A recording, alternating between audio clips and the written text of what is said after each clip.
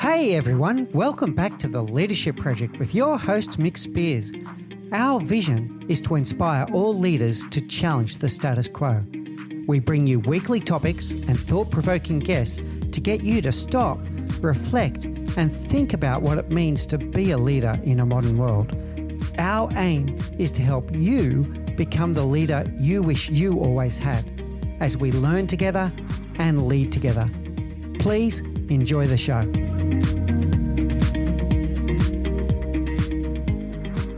Hey everyone, and welcome back to the Leadership Project, where our vision is to inspire all leaders to challenge the status quo. We are always looking for inspirational people to come on the show and share their thoughts about new topics. And we're greatly honored today to be joined by Zach Mercuria. Zach is a keynote speaker, a consultant, and a researcher with a specialization on purposeful leadership, which people that regularly listen to the show will know this is something that we are very, very passionate about. He researches purposeful leadership, meaningful work, and what it means to actually matter, with a view towards positive organizational development. He's also the best-selling author of a book called The Invisible Leader, and that is part of what we will talk about as we go through today. He has a PhD in organizational learning, performance, and change, and he's an honorary fellow at Colorado State University. It's a great pleasure to have Zach with us today. Zach, please say hello to our audience and tell us a little bit more about your background and what led you to be with us today. Thanks, Mick. Thanks for having me. Like many people, I think, who study meaningfulness and purpose, it's not something in a course catalog when you're an undergraduate that you can kind of pick out. Many of us have had awakenings of some kind, some sort of spark. And for me, that spark came in my first job out of college. I was lucky enough to have a job in advertising where I got paid well. And on the outside, I was successful. But on the inside, I felt like I did not matter. I couldn't see the significance of what I was doing. And I was around people that would come into work and they'd say on Monday, is it the weekend yet? And I was just astounded how many people were living for 2/7 of their lives, the days that begin with the letter S. And I remember I actually went into, and I haven't really told anybody this, but I went into a bookstore in Washington, D.C. during a lunch break, and I saw this poem by the American poet, Stephen Dunn. And I don't even read poetry. It was on an end cap in the bookstore. And I picked it up and there was this poem called Everything Else in the World. And the last line was, I want a job so good, like a book, I'll be finishing it for the rest of my life. And I thought to myself, why am I doing what I'm doing? Why am I as a person? Who am I? And along the way, once I had that realization, I started meeting people who do ordinary things with an extraordinary perspective, whether it was a joyful cab driver, a bus driver who had a firm sense of purpose, or someone who was cleaning the streets that I talked to that exuded joy. They talked about their contribution. And after that moment, I went into researching and working with people on how to develop a purposeful perspective in their work and in their lives, so that really people didn't end up like me without that firm sense of questioning of who am I? Why am I? Before I figure out the form of my life, my job or my career, or as I'm in that form of my life, can I ask about my function, right? In good design, form typically follows function, but the way we develop our lives and organizations is we typically say that we should know our form, our career, our job, what we're doing before we understand our function, why we are. And so that's the mission I've been on through research, consulting, just like you've said, writing about this and trying it myself. I love that, Zach. And there's many things there that I know that we're going to explore during the interview today. One of the ones I want to pick on there is you said that you were successful on the outside, but not necessarily successful on the inside. And I'm going to come back to you later about what your definition is of success. I like what you're saying about people in all walks of life, taxi drivers, restaurant workers, anyone can find meaningful purpose in life if they look for it and they understand who they are. But what was most impactful of what you said is why they are. So let's unpack that a little bit further. Why are you who you are, Zach? Well, it's taken me almost a decade of exploration. So I never want to, especially on a podcast, give the air that this is just easy, magical work, right? That you'll listen to a podcast and find your purpose. I also don't believe that purpose is out there waiting to be found. I think it's right where you are, waiting to be acknowledged. And that's why I think purpose is crafted over time. The way I define purpose is it's where your unique gifts make a unique difference, where your strengths make a unique impact. So everybody listening, do you have strengths? Yes. Do you impact people? Yes, you have purpose. It's a matter of how we see the world versus what we see when it comes to experiencing meaningfulness. And for me, I'm the youngest of three brothers, and I was predisposed to search for significance because when you're the youngest, you get really good at either entertaining yourself or comparing yourself to other people. So I was always trying to measure up, and I became very susceptible to looking for significance through outward signals. Like, if I get this good grade, then I'll be successful. If I get this job, then I'll be successful. If I'm in this sport, then I'll be successful, right? And the problem, as you alluded to, that I learned very early on in my life, luckily, was that when you hinge your identity or significance on something you can achieve or acquire, there's always the propensity that you won't be able to achieve or acquire or do that thing anymore. And so too goes your sense of self. And so my susceptibility to that led me into that advertising job and has led me into my work now. But what I really think my work is all about now, after reflecting on what my 5-year-old self most needed, it's to help people realize their inevitable significance, to help people see their significance now, that what they do matters, that they have unique gifts that make a unique impact.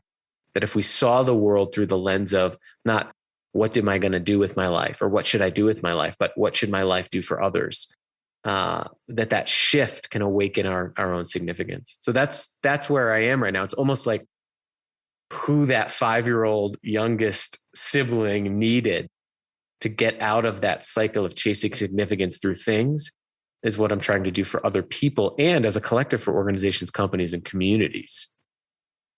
I'm hearing several things there, Zach, that are all very interesting to me, and congratulations on your success, on your personal success of finding that awareness of why you are. I think that's the most important one to acknowledge. And clearly you've been successful in your vision and your purpose as well. So, and we'll talk about that as we go along.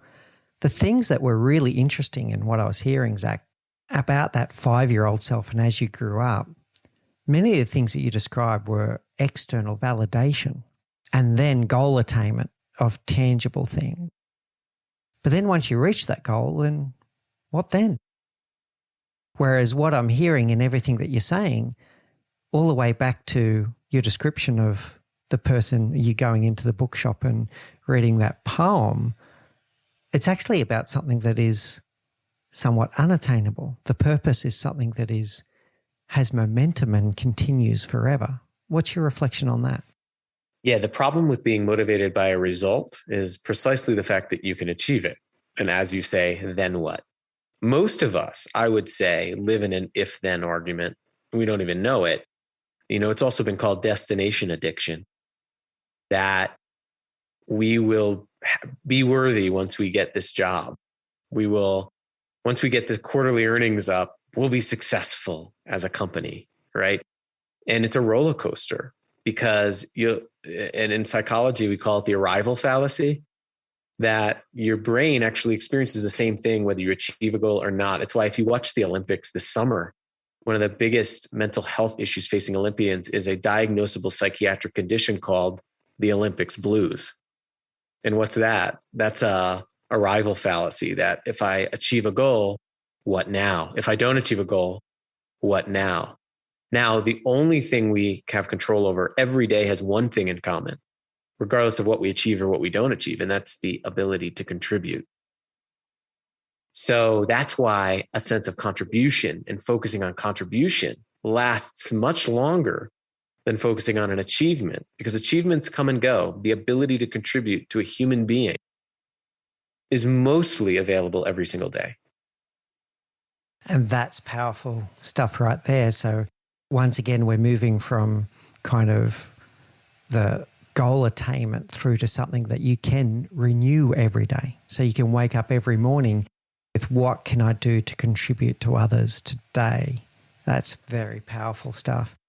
And therefore, having a purpose that has almost a momentum of itself, that's a perpetual motion machine, because you're out there always seeking that purpose as opposed to achieving a goal. Interesting. Yeah. Imagine if you imagine, like, let's take, for example, the modern conceptualization of a career. And you ask the question, what should I do? So what should I do next in 5 years?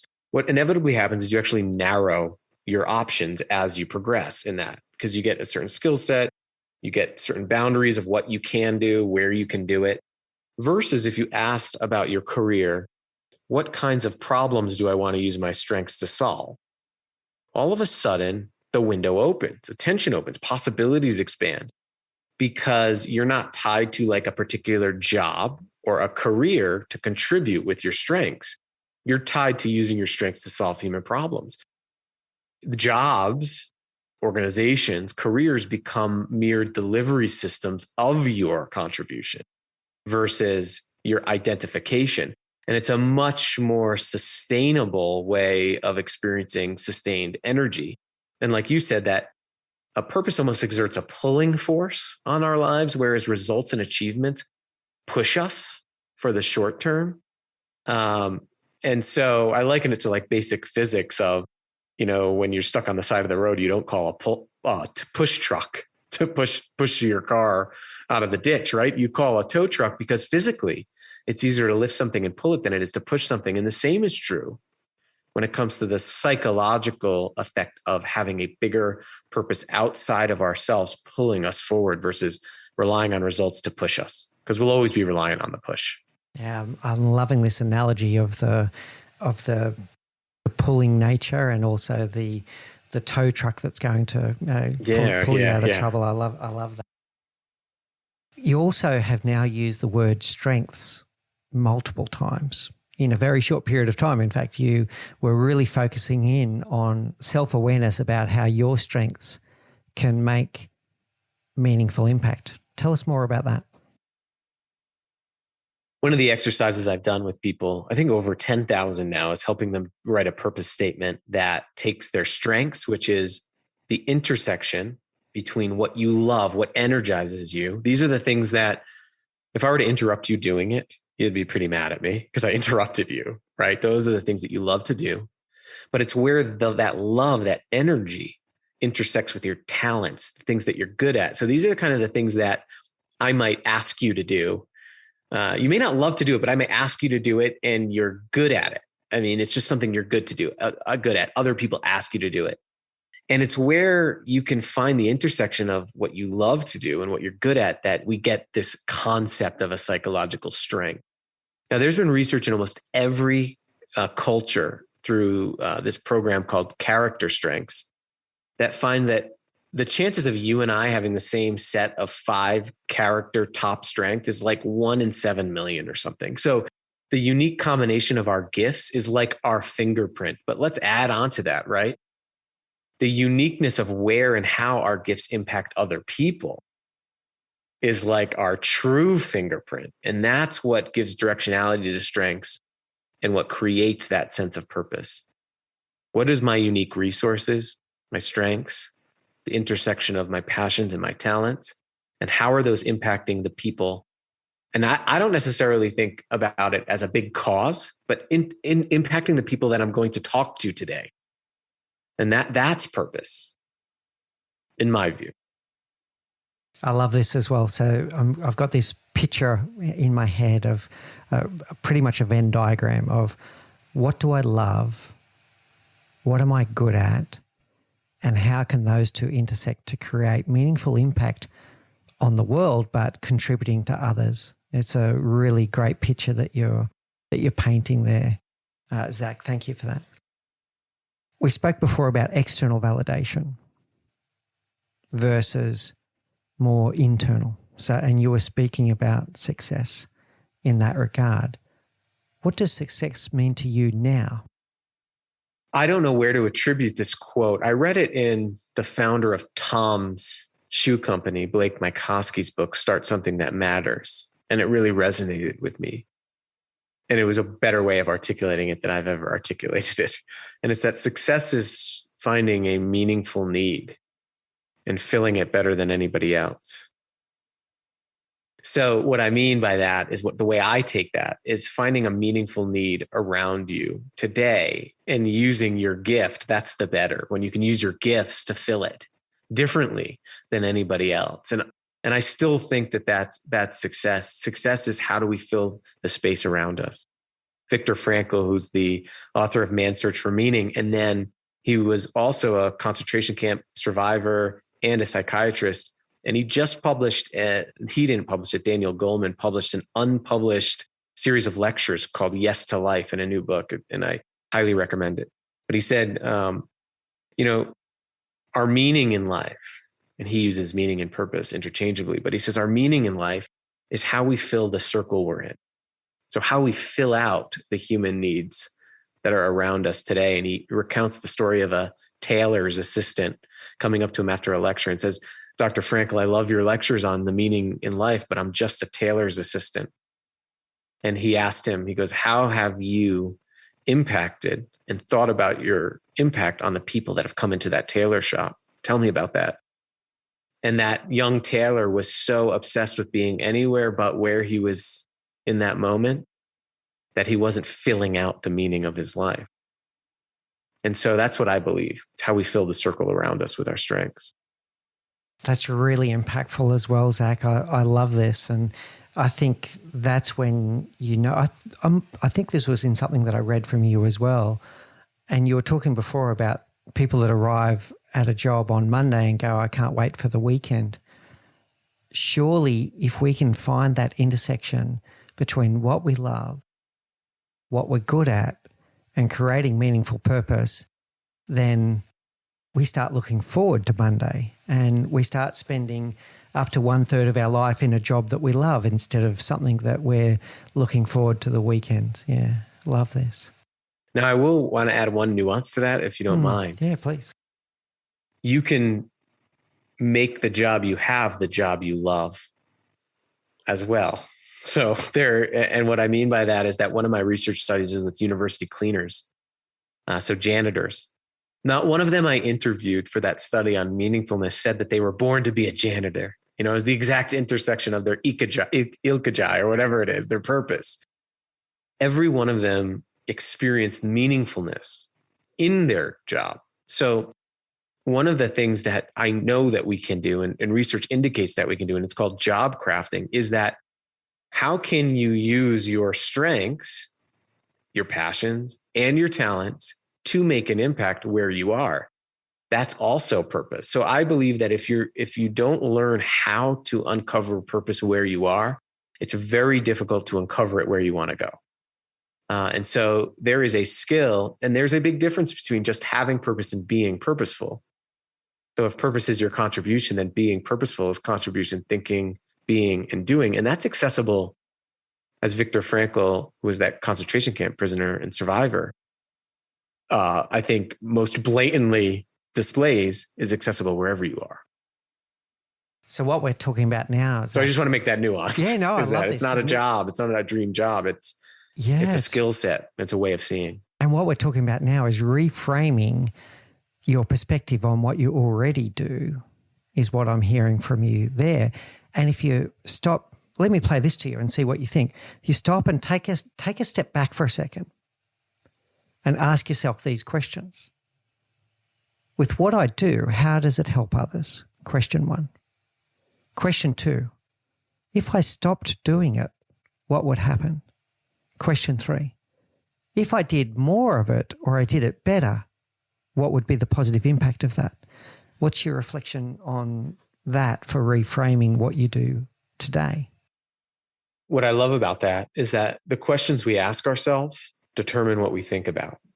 The internal questions we ask ourselves determine our life's answer to those questions. Our lives are almost answers to the questions we ask ourselves. So I love that. And one of the questions I ask people all the time is, think about the thing you dislike most in your job. And they all grumble and think about something. And then I say, what would happen to a human being if you did not do it? And all of a sudden, purpose shows up. And purpose is not always pleasurable. That's a big misnomer. Purpose is not always pleasurable, right? One of the janitors that I interviewed in my study, I asked her what was the most meaningful part of your job. And she started telling me about cleaning the toilets on Monday mornings in the university dormitories. Now think about that after the weekend. It doesn't sound pleasant. So I was a little bit surprised. But she said, every time I go in and do that task, I say to myself, I'm doing this so that these kids don't get sick. That so that mentality, right? That's a skill set. She had honed it to be able to use this non-pleasurable task and make it meaningful. And actually what we find in the research on meaningfulness and purpose, especially in work, is that experiencing purpose has less to do with what you're doing and more to do with your approach to what you're doing and your mindset about it. This is obviously very difficult for some people to grasp when they're like, I just need a new job. But it's how I view purpose as a skill as well. And one skill is telling yourself better stories. And as you articulated really well, asking yourself better questions. That's great, Zach. I want to pivot that now because we spoke about it doesn't always mean pleasure, but you do speak about happiness. Share with us what the happiness trifecta of neurotransmitters are. Oh, yeah. So at UCLA Semel Center for Neuroscience, they actually found a part of our brain. I can't name it off the top of my head because I'm not a neuroscientist, but they found a part of our brain that seems hardwired for contribution. And it's really not surprising, right? I mean, any organism that ceases to contribute dies. And so it's not surprising that as human beings, we flourish because we're wired for purpose to contribute. That's why I say purpose isn't a trend. It's a basic, essential quality of you and I and humans. But what they found is that your brain actually rewards you when you are focusing on your contribution. It's one of the actually most significant predictors of this happiness trifecta of dopamine, serotonin, and oxytocin. And these are the neurotransmitters that control for social connection. They also control for mood. They control for movement, and they control for motivation. And so one of the prime ways to experience happiness as a resultant condition is to focus on how we're contributing. And that's why I think happiness is something that you can't pursue. It follows, right? It follows meaningfulness and purpose. And I'll actually go, I don't really like happiness all that much. Well, I like happiness, but I would rather talk about joy, because joy is happiness that's been liberated from circumstance. What we know about happiness is that feeling of pleasure that comes usually when we're doing the thing that makes us happy. Joy is the feeling of having those happiness trifecta neurotransmitters moving through us in circumstances that don't necessarily give us pleasure, but we can still experience joy. This is interesting. And this is some of the stuff that I've heard Martin Seligman talk about. It wasn't actually Yes. It wasn't actually his research. It was someone else's that he built upon. I've got to remember who the other person was now. But the pursuit of pleasure versus the pursuit of joy, two different things. Yes, two different things. And people confuse the word happiness. Some people use happiness actually correctly and associate it with the properties of joy. Some people associate happiness. I want to be happy. Like I want to go to a concert to be happy. But when the concert's over, you lose the happiness. So it's actually pleasure that you're seeking. And so that's a very important distinction you made. And think about the world we live in today, many people seek pleasure. They seek pleasure through immersion in social media, etc. Yeah. But it has a very short half-life. More than that, it has a decreasing half-life. So the more you seek pleasure, the more stimulation you need to achieve the same level of pleasure. And this is why people are finding themselves increasingly immersed in social media, because to get that dopamine hit of pleasure, they need to have more stimulation to achieve the same result that they used to. It's quite addictive. Pleasure is addictive, whereas joy is something that is continual. And if you can find those paths to joy where you achieve it, you'll find that you are happy more often than not, as opposed to the roller coaster of seeking what's called the pleasure life, right? This is really interesting stuff. And then getting on to the helping others, and this was a self-discovery I made very early as well, Zach, so I feel blessed, like you were saying before.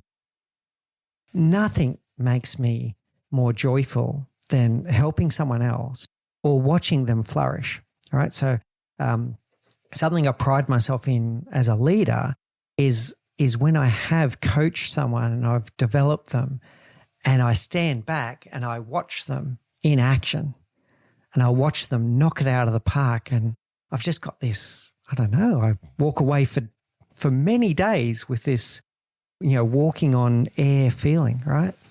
And it comes from the helping of others. Yeah, for me, there's nothing more powerful than when I see the moment where somebody really, truly realizes that they matter, that they do have unique strengths, and that they do make a difference. And so we talked about external validation a little bit. There is an important element of this that is externally maintained. So for example, as a community, we give each other the evidence of our significance.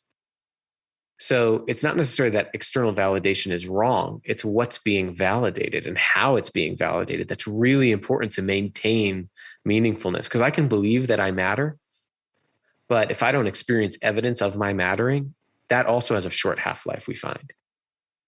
So that's why what you're saying as a leader, that role of maintaining meaningfulness and mattering is really a critical ecological perspective of this. Yeah, I love that.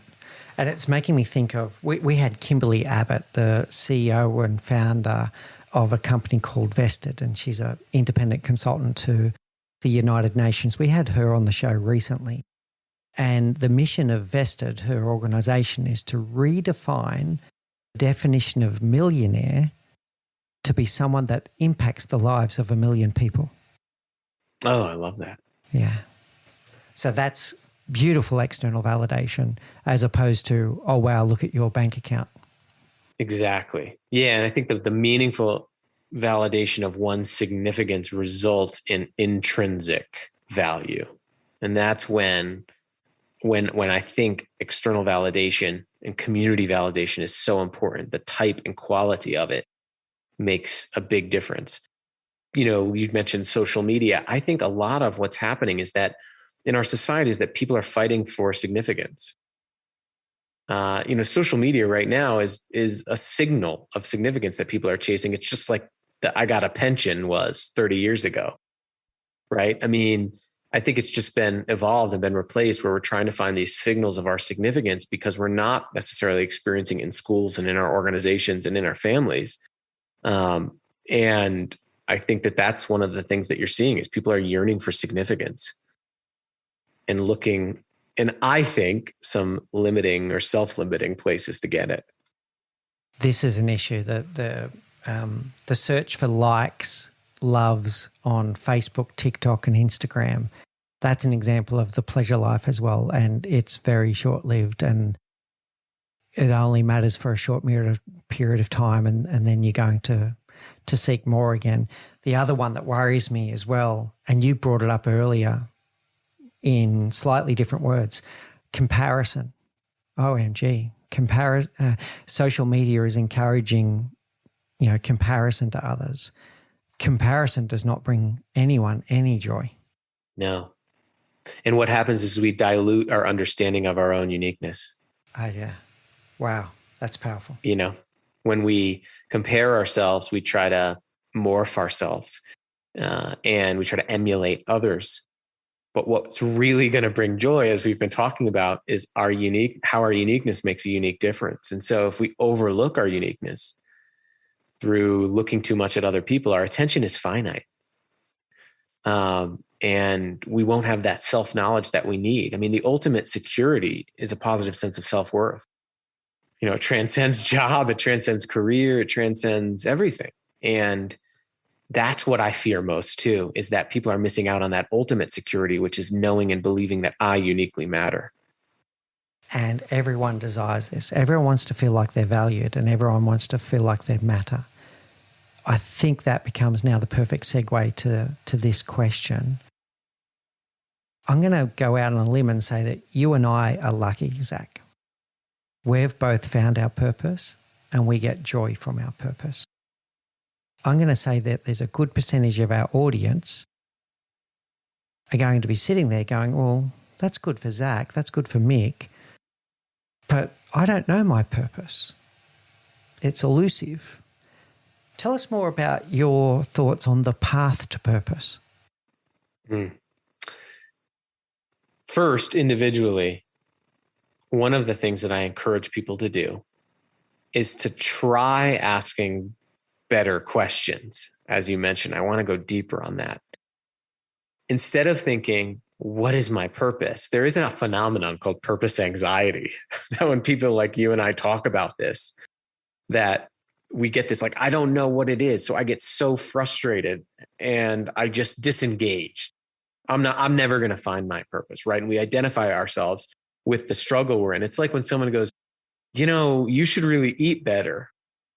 And then you Google how to eat better. And there's a million different recipes and you don't know what to do and you get overwhelmed and you just stop, right?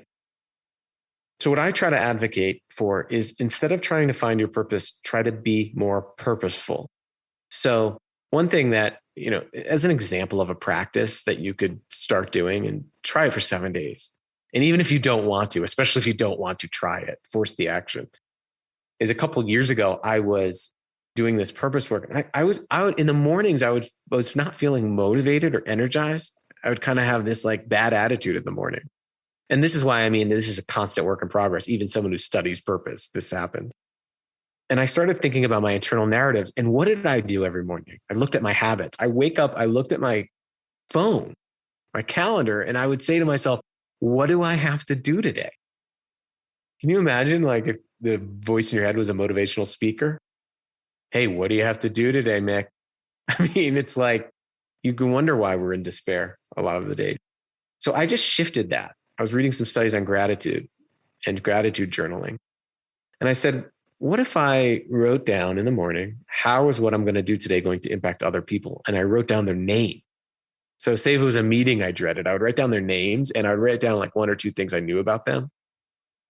After like a few days of doing this, my whole mindset shifted. Like, I couldn't get out of the reality. I'm a very logical person. I couldn't get out of the reality that there were human beings living lives as vivid and complex and as important as my own that were going to be in that meeting. And me dreading that meeting was me actually dreading my ability to make an impact on these human beings. And once I started shifting that perspective, my attention opened up and I started feeling more motivated. So I think the path to purpose starts with being more purposeful. Start finding ways where you are in your routines to actually see the inevitable impact you make on other people. And as you start seeing the evidence of your significance, you'll start to see themes as to how you uniquely contribute. Do you make people laugh? Do you bring good ideas in meetings? Are you really good at starting a conversation? Those are your unique gifts. And so don't overlook those. And I encourage people to start there. I love this. It's really great. So how does someone then kind of narrow in on what you've called in your book authentic purpose? Yeah. So one of the things you might do is say, as you're going on and thinking more purposefully, and I really want to hit home on that. It's very hard to discover your purpose if you don't think purposefully. Because I know many people that have a good purpose statement, but can't tell you for the life of them what it is if you ask them. I know many people that have gone through a Find Your Why, Find Your Purpose course, but they don't think about their purpose until someone asks them, have you done this course? Right? So it's very important that this idea of purposeful thinking comes with identifying a purpose. So I know I've hit that home now. But one thing that you might do is, what I call a purpose journal exercise. And you don't have to, however you want to do this, you don't have to write it down. You can, it's helpful, but just ask 3 questions at the end of every day for, 7 days. What did I love doing today? Don't be shy and don't think it's stupid either. If you loved going for a run, write it down. If you loved watching a TV show, write it down and what you loved about it. If you loved having conversations and helping friends, write it down. So write down that one list. What would you love to do? Write down another list. What were you good at today? This is very hard for people. We often think at what we screwed up when we end the day. But thinking about the end of the day, what were you good at? Writing some things down. And then write down, how did I impact other people today? At the end of 7 days, you'll have 21 lists. And what you're going to find is that there's a theme. There's themes of that intersection. And that can really help you start thinking about, what is my unique contribution? Do it for 30 days and you'll have 90 lists and you'll definitely see themes. Wow, I guess I really do love that. I guess I am really good at that. And I guess I do impact other people. I guess I do have purpose. Even though I already am pretty certain about my purpose, I'm going to do this, Zach. I'm going to experiment with this. It's very powerful. Yeah, I teach sophomores, so second years in college, who are trying to just figure out what they're doing. I have them do this for a whole semester. And then I actually have them code their responses. So like based on themes. And I've never seen the same intersection of passions, talents, and impact ever in my time working with students. And that's why it's like your fingerprint, and you already have it. But to see our fingerprint, right, we have to put it in the ink and put it down on a piece of paper. Yeah. To see our unique fingerprint as human beings, we have to make it real, make it visible, and just start the process of crafting your purpose, stating it, even though it might not be your life purpose. State it, put it in your environment, and your environment helps to reaffirm beliefs about yourself. I'm going to challenge everyone in our audience to give this a go. I'm going to run a challenge on our Facebook community group to see. Beautiful. And let us know how it goes. I want to get everyone that would be really exciting. I already practice self-reflection every day, Zach, but it's not those questions. And this will be easy for me because it'll just be adding 3 additional questions to the ones I already ask myself at the end of every day, which is, what went well today, what didn't go well today, and what would I do differently tomorrow? Yeah. I can add some very purposeful questions to those. And it's going to be a good journey of, it's either going to be self-discovery because I'll learn something new, keep an open mind and an open heart and an open will about that. Or it could be just a reaffirmation of, yeah, you're right, that is your purpose. Get on with it. Yeah, very good. I like it. And for people who are really struggling to see any light right now, just even asking like, who helped me today and who did I help today? And even if it was really small, like at the end of the day, you'll see that you are a part of a human community, despite the fact that many, many people don't want us to see that because it keeps us consuming social media. You really are. And I believe that. Okay. Everyone in the audience, watch out for the Facebook community group. As this episode goes to air, you'll see the challenge in there, and we'll keep Zach informed on how we go. I'm really looking forward to that. In your book, you also talk about what purpose isn't. So if I can touch on that for a moment. Yeah. I often say this to people, if you're struggling to understand what something is, think about its opposite. So tell us what you think purpose isn't. Purpose is not just a statement. So you can have a purpose statement, right, but not be purposeful. Purpose is the sense of your authentic usefulness, right? Purpose is not purpose is not an activity. So while we've just mentioned an exercise you can do, it's not, I've done this activity, I have purpose, right? Purpose is an everyday approach to living. It's also not, if you lead a company and you're thinking about company purpose, it's not a brand.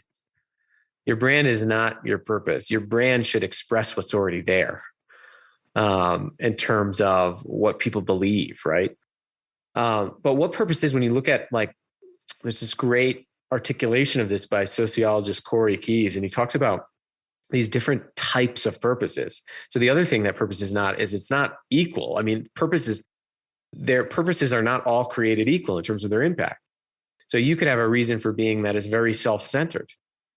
But the type of purpose called authentic purpose that is most powerful in having all of these outcomes that we've talked about is a purpose that's directed, meaning there's some language behind it. It's definable, but it's useful to others. And that's, I think, the crux of what purpose is not. Purpose is not a self-serving mechanism, right? It's not something that, let me go find my purpose so I feel better. Purpose is, let me go discover purpose so I can deliver it to the world. And maybe as a result, I'll feel some of that long-term joy. But the danger is some people make purpose a destination or an achievement in itself. And anytime you make something a means to some other end, it ceases to be the thing that it is, right? So be wary of making purpose the destination, because you'll just discover, you'll ask a now what question at the end of that. Yeah, very good. One of the things you touched on just then was about delivering purpose or on living your purpose. So for everyone in the audience that goes through the exercise and they start refining their purpose and starting to understand why they are, not just who they are, but why they are, how do they go about delivering on that purpose and living it? Yeah. I mean, the start and stop questions are great. If I were delivering this contribution every day, what would I need to stop doing now? And what do I need to start doing? So starting there, you can start to see some anti-purposeful behavior, right? We all have habits already. It's just like me getting up and looking at my phone. I saw a problem. I said, I didn't feel that energy. What was going on with that existing habit? What might I need to stop doing? What might I need to start doing? It's a great question to ask yourself. Make 2 columns. The other thing is to create a vision that's tied to very specific behaviors. So one of the things I like doing is a visioning template called a feel, a be, and a do, where everything's connected. So if I were living this purpose every day, if I were living this contribution, using my strengths to contribute in a unique way, what would I and others feel? And write down some feeling words. For example, others would feel inspired. Let's just use that. And then in one column, write down like 5 of the most impactful feeling words that would indicate you're delivering your contribution. And then in the middle column, write down, okay, in order to have people feel inspired, who do I have to be? So what do I have to be like? What's my approach to the day? Now, being quality is my mindset, my approach. So for people to feel inspired, I would have to be affirmative. So I'd have to affirm people. So I have to be an affirmative person. Now, here's where the rubber meets the road, right? The third column is attach that being quality to a measurable behavior.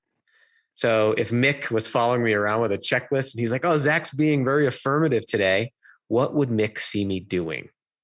So if I were delivering my purpose, people would feel inspired. To feel inspired, I would have to be affirmative. And to be affirmative, I would have to show people, not just say thank you to people, but show them the difference that they make through a story anytime I praise somebody. So what happens is that oftentimes when we vision, we try to activate something, we think about what it will feel like. We sometimes think about who we would have to be, but we very rarely line it all up and make sure we have tangible, measurable behaviors that we can learn and implement and practice. So that would be another practice, a feel, be, do. Visioning, and to get you to really articulate some measurable behaviors that you can say, did I do that today? Now, here's where this is powerful. One more point on this is that it's powerful diagnostic, right? Because if you're like, I'm not feeling inspired, you can then ask yourself, well, am I being affirmative?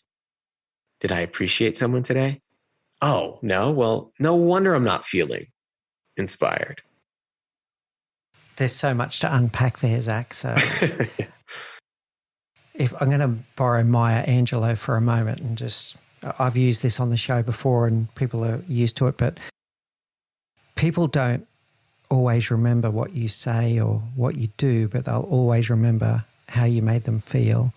And that's what really drives what people will think of you in terms of the value that bring. Now, I'm not talking about self-centeredness here or something, but if you really want to make an impact on people's lives, it's how you make them feel that's more important than anything else. So what Zach is saying is the outcome is the feeling. Think about how you want people to feel. The being is how you are, and the doing is the actions.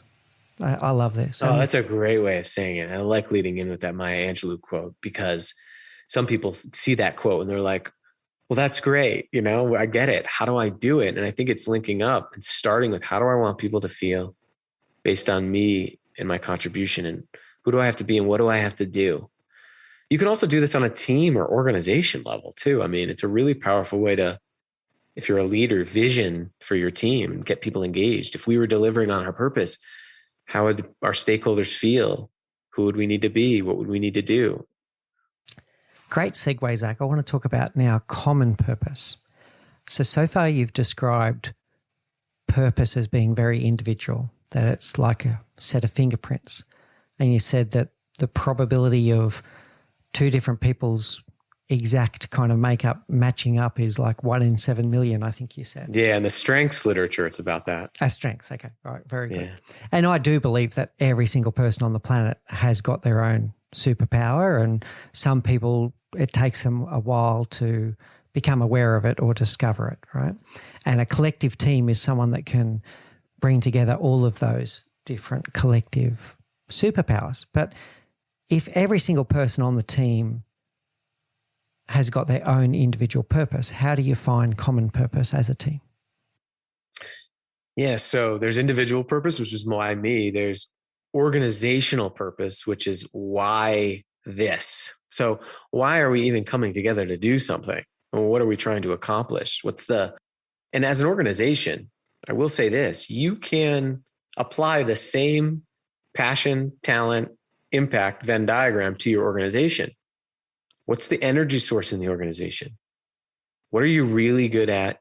And what human problems do you exist to solve? Focusing on the human problem you exist to solve that's the organizational purpose. It's why this work, why this organization exists. Now, common purpose is where the work comes in, because it's where everybody's individual purpose, everybody's individual strengths and the unique difference they make come together to deliver the bigger organizational purpose. And that's our common purpose. And that is always shifting and changing because it's dependent upon the unique makeup and contributions on your team. This is why, to have a sense of common purpose, people have to know how their strengths make an impact, and then how their unique impact ladders up to the organizational purpose, right? And when people can see that, you get that sense of common purpose, that we are all here, we have unique differences, and we all ensure that the organizational purpose happens. What I'm hearing here, if I can build it all up, so if we think about the individual and some of the things that you shared with us, that it goes beyond who you are into why you are. As a collective, as a team, you go from who we are to why we are. And then if you start, and you use the word laddering up, and I'm going to replay it and say, let's say scaling or amplification. So if you can find a group of people whose individual purpose is in alignment with each other, you can then have a scaling effect and amplification effect of that purpose. So then everyone on the team is going home each day with a feeling that they lived their purpose and made a positive impact on others. And collectively, the team has finished the day feeling that they lived their purpose and had a positive impact on others. How does that resonate with you? Yeah. And the most important part, it resonates really strongly with me. And I think the most important part is that people can end the day knowing that they contributed. I mean, it goes back to the original definition of purpose as contribution, right? They know they contributed, but they know also exactly how they contributed. And so leaders who facilitate this really well don't just like tell people that they matter, but they have the skill set to show them exactly how they matter. And that comes with the leader's knowledge of people's unique strengths and unique impact, right? Because you can't show people how they matter without understanding someone's individual purpose. And that's where I think all of this comes together. How do you think that all culminates just around the word culture? So my book is titled The Invisible Leader, and it's not because I made that term up. That is a term by a woman who is a phenomenal management thinker in 1928. And her name is Mary Parker Follett. And she had a philosophy of leadership that the best leaders aren't people. The best leader is a common purpose. And she called it the invisible leader. She said, leaders and followers are both following the invisible leader, the common purpose. Now, when purpose is the ultimate boss of everybody's decisions, right? As a collective, it creates harmonized energy, right? There's a clear storyline. So when it comes to culture, some of the biggest conflicts I see actually don't have to do with conflicts of what people are doing or how they're doing it. We like to masquerade it as that. It's really a conflict in a belief in why we're doing it, a shared belief in why we're doing it. And so when you have that through line, if you're interested in, if you like watching plays or reading good books, all good plays, all good books, all good movies have a through line. There's some sort of plot line that makes sure that when a character in a play is about to act, they know how to act because they know the through line. They know the bigger plot line.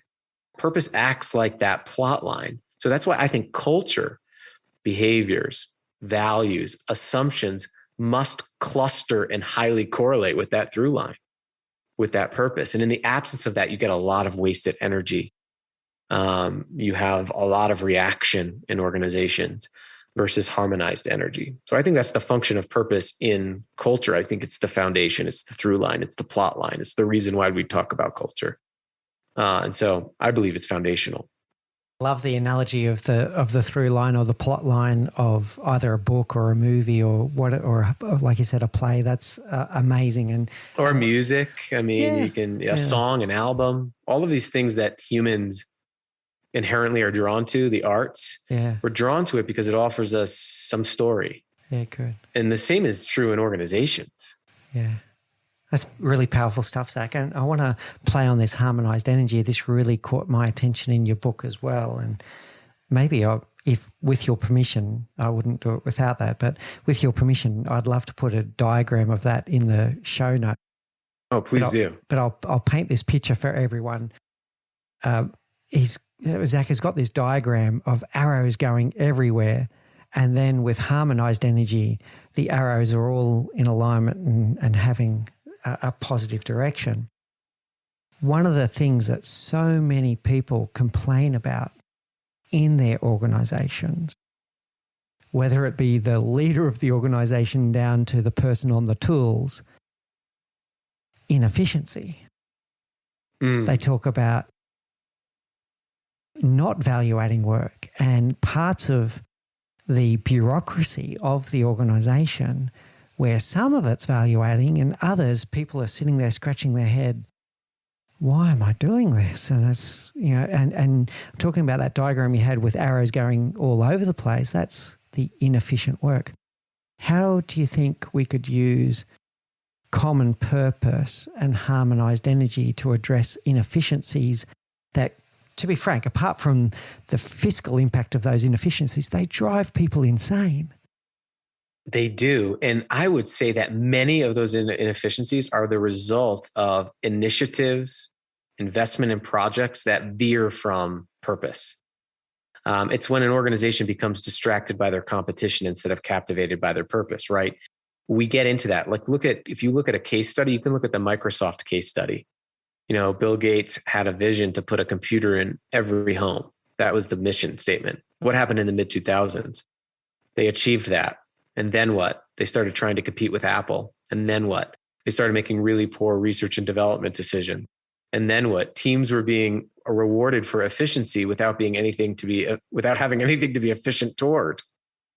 So when the current CEO, Satya Nadella, got on board, He went to his board and he asked, why shouldn't I let Microsoft fail in 5 years? And that was the impetus of the question, right? And he said it was the renewing of the soul, the spiritual infrastructure of the firm, of that they helped people achieve more. And so all ideas, initiatives, projects was tested against that meaningful purpose. They changed their KPIs from profit and revenue are now third and fourth. Employee engagement and customer engagement are now 1 and 2, right? I'm giving this example as an operational example of how when we go off purpose, when we don't know that bigger through line, we start making these decisions to, like as an organization, to compete with people, or we start making decisions just to create more product because we think it'll bring more money. And what we get is a lot of fragmentation, a lot of lack of belief in why we're doing it, and a lot of what feels purposeless, or which is the ultimate enemy of meaningful work, is futility. What I'm doing doesn't matter. So I think a lot of it comes down to that, is making sure that our decisions, our actions, our products, whatever we're doing, align with and will deliver that future purpose. Otherwise, you'll get a lot of wasted energy around whatever it is that's not aligned. That's a huge takeaway from this interview, Zach. I'm going to summarize it and say that inefficient work are initiatives that veered from purpose. That's a huge takeaway. I love that. I want to play on it a bit further and see where this takes us. Part of it can also be corporate memory, and corporate memory is very fallible. So the bad part of corporate memory is when people keep doing something because you've always done it that way. So the habitual nature, the corporate habitual memory of we always do this. But people have long forgotten the reason why that was done. And it may have started with a good intent, maybe a veered from purpose intent, but someone had good intentions of putting that practice in place, and it may not have hit the mark, but that reason is long forgotten. And I'm immediately thinking of the admittedly ethically questionable 5 Monkeys study, things about, people just doing things because everyone else was doing it and have completely forgotten why they were doing it. So when researchers look at motivation, energy to do something, the 2 most significant barriers to experiencing sustained energy, one is inertia. That is I'm doing this because someone told me I'm doing this. I've been doing it over and over and I've forgotten why I've been doing it. Some people call it the split. Many organizations, when they were founded, their what and their why are very tightly coupled, but then stuff happens. Markets decline, they have to compete, all this stuff, and they start focusing more on their what than they do their why, and they get this big split that happens in the organization. But inertia, right? Or Mick told me to do it, so that's why I'm doing it. It happens at the individual level as well. And the second is fear, right? Fear of, if I don't do this, I won't have financial security. Right. If I don't do this, I won't get promoted. And those things actually erode the motivation that the people that are trying to get people motivated actually need. So one thing is to practice, practical applications, to look through that. Think about that corporate memory. Yeah. Think about how it manifests in just everyday leadership and tasks with people, that inertia is present. People are just doing it because they've done it. Yeah, doing it because we've always done it that way is never a good answer in my book at all. And I like this divergence from purpose concept. So I was about to say, if you are sitting in an organization that is inefficient, and I've just realized that's 90x% of the people listening to the show. Yeah. Every company's got some level of inefficiency, right, is what I'm trying to say. So if you're sitting in an organization that's struggling with some inefficiency, never accept this is the way that we've always done it as an answer, and take Zach's advice and think about, has that practice or process diverged from purpose? That's a really good test for everyone to do. Can I add one more element Please. to that, if you don't mind? One of the reasons why inertia develops and corporate memory develops is because people don't feel like they can speak up and question the corporate memory. And so that's why this concept of psychological safety, that I can speak up with new ideas, with feedback, without fear of retaliation is so critical as a mechanism for both meaningfulness, but then also for innovation and efficiency. Because when people don't speak up and they feel like they can't speak up, their ideas aren't heard, the most sinister force in organizations festers, which is learned helplessness, which is when people see there's no point in speaking up against this. So let's just do it as we've done it.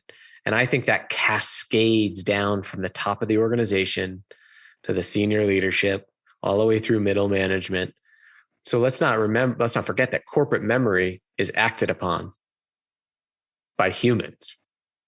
And so creating that open space for feedback and a speak up culture is really essential for mitigating the effects of that's how we've always done it culture. Unfortunately, I've seen learned helplessness far too often in my career. Yeah.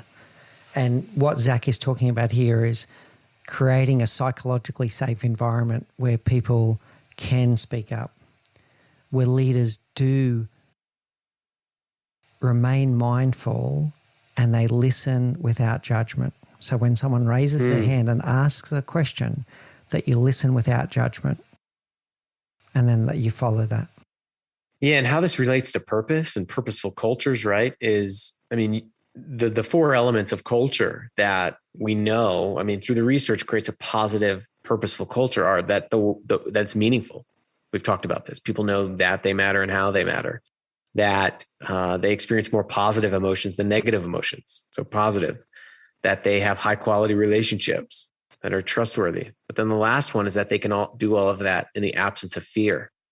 Because the problem is that fear and thriving can't coexist. So if people are in fear of retaliation or fear of risking their reputation or future promotion, it's really hard for an individual to thrive in a state of fear. It's really, and purpose, being purposeful is a state of thriving. It's a component of thriving. And so again, if you want someone to be purposeful, find their purpose, to feel like they matter, it's very difficult to do that when you're in a state of fear. So that is why psychological safety is such an important cultural component to creating cultures where people can develop a sense of common purpose. Okay, so we've spoken quite a bit about fear of judgment and fear of retaliation, etc. What about the role of social conformance in that? Where does that fit in? Yeah, especially in organizations where you can norm what success is and what it looks like. We see this with the massive failure of diversity, equity, and inclusion in organizations, that this is what a successful leader looks like, sounds like, does, right? And so all of a sudden, we morph our way into it. It's the in-person phenomenon of comparing yourself on social media. So you start to dilute your uniqueness. And when an organization dilutes its uniqueness, it dilutes its resources for creativity. It dilutes its resources for innovation. And then people stand up at meetings and saying, why aren't we more innovative? And it's really because you've collectively diluted individuals' sense of their own uniqueness. Yeah. There's nothing more powerful and to make you go and innovate than someone telling you, why aren't you more innovative? Yeah, very good. We need to, I get requests all the time, Nick, and I'm not making this up. I get requests from people, I want to create a more innovative culture. To which I always respond to is, well, when's the last time you got a great idea from somebody? And they're always like, well, what do you mean? Well, when's the last time someone gave you feedback? Well, what do you mean? And I go, well, that's innovation follows an environment where people can speak up without fear, where they can give their ideas, where they can be creative. It's not something to pursue, just like happiness, it must ensue. Yeah. The other thing you touched on, Zach, is something that's really important to us here at the Leadership Project as well. And that was about the modeling of behavior and what people observe. And one of the things that we often talk about is that people are generally lost about what it means to be a leader particularly when they first become a leader or when they go through leadership transitions in their career. There's not a lot out there. Maybe at the executive level, there is some good educational programs about leadership. but it doesn't necessarily filter down to those pivotal moments in their career when they transition from individual contributor to leader for the first time, or from team leader to functional leader, et cetera, that there's not a lot of good education out there about what it means to be a leader. So in a vacuum of that, the only thing they can do is they can look, if they want to get promoted, they look in the organization and go, okay, who are the successful people around here? And they start mimicking that behavior instead of being themselves. I agree. I agree. And one of the problems with leadership in general is that we think of leadership as an idea versus what it means to be a leader. So I've heard people say, I'm in leadership now, right? Versus I am a leader now, which is a very different way of thinking about leadership, as less of an idea and more as an everyday practice. And I think that, so what is a leader's craft? Like an athlete's craft is the fundamentals of what their sport, or artist's craft is their art. I think a leader's craft in any field is human beings. That's the craft, right?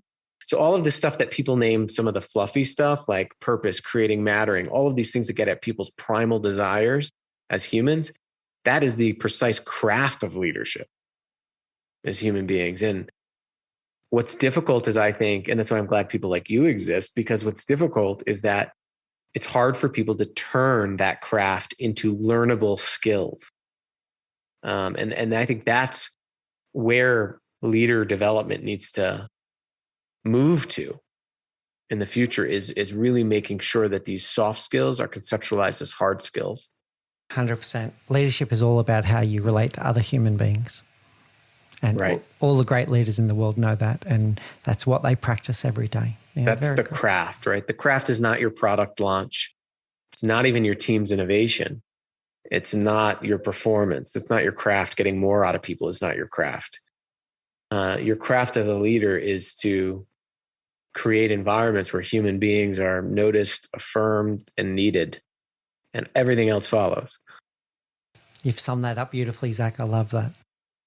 That's a really good segue to ask this next question, I think. So building all that together, many organizations struggle with attracting and retaining talented staff. How can we build everything we've been talking today about purpose towards a better ability to attract and retain the people that we want in our organizations? This question is coming at, especially here in the States, a really important time. There's a massive labor shortage. There's more people than ever looking for jobs, and unemployment benefits have run out. But yet, despite wages being tinkered with, people aren't taking jobs. Why? People aren't willing to be indignified in the place where they spend 35% of their lives anymore. I mean, full stop. If you are not investing in creating a culture that creates human dignity, mattering, and meaningfulness, you will not retain labor. And the big this, and I'll say that's so 10 years from now, if I'm wrong, come back and get me, pin this up.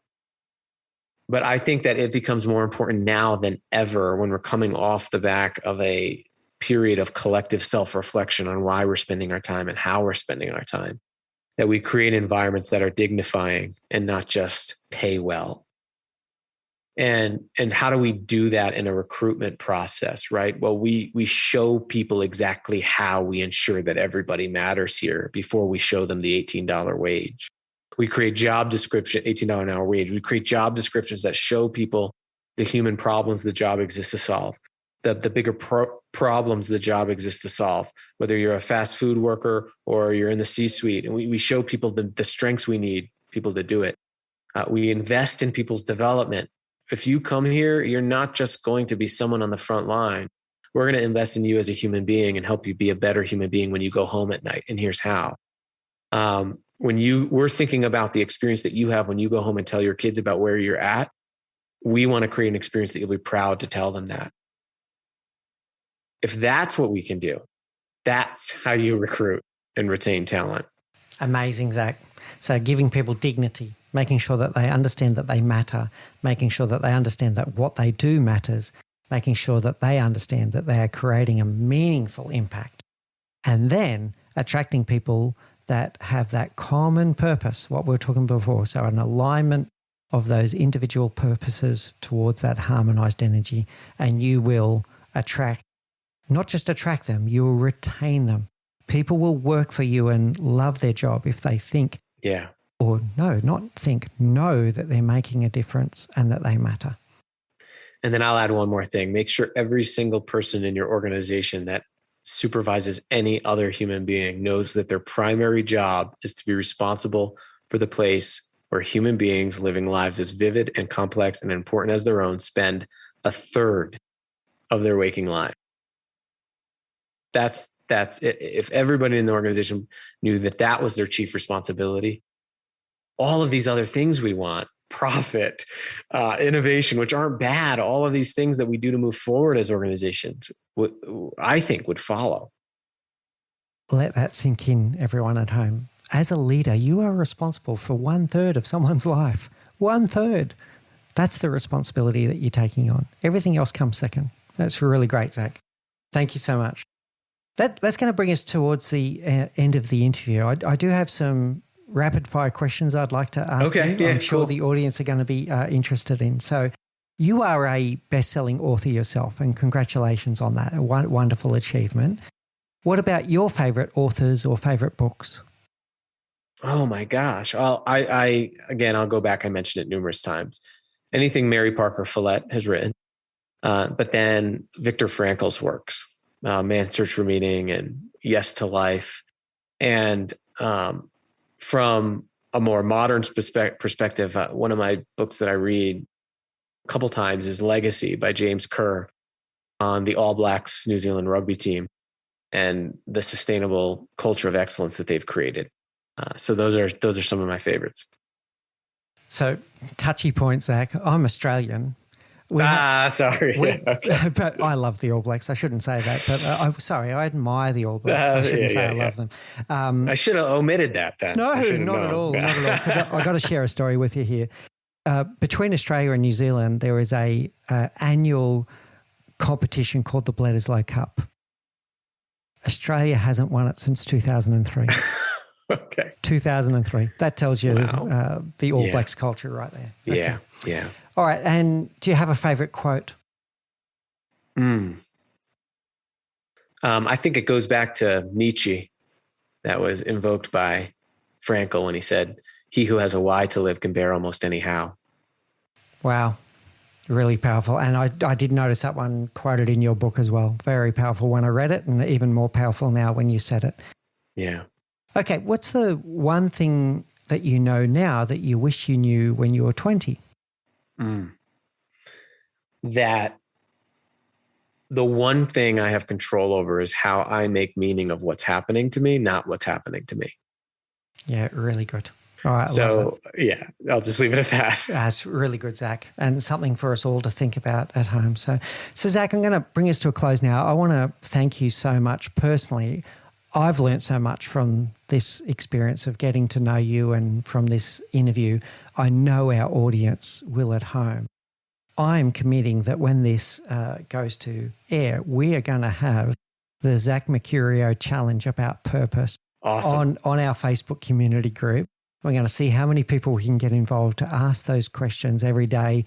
We'll pick a time period, 21 days or whatever, 7 days, and we'll go through that and we'll see what common threads come through and what we learn about ourselves and what we learn about each other. Beautiful. Thank you so much, Zach. This has been an absolute pleasure. Thank you, Mick.